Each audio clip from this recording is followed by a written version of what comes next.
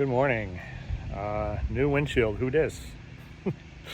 I finally fixed the rust hole that was here with some nice virtual help from my man Joe Gobo, welder extraordinaire.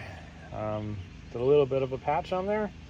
It's not perfect, but it's much better than the liquid nails that was in there that the previous owner put in over 16 years ago. So I'm confident this will last quite a while, and that's cool.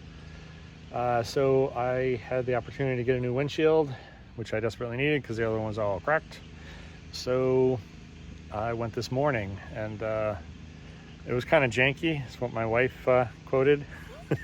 I just had a ratchet tie straps going around here with some towels here to keep the glass off the metal, and then I put a piece of Gorilla Tape on the top to hold it from falling forward even more, and it worked fine. It was only 3 miles from the house, so I got there no problem. They installed the new one, no problem, and we're good to go. I'm so happy now, and it's so clear.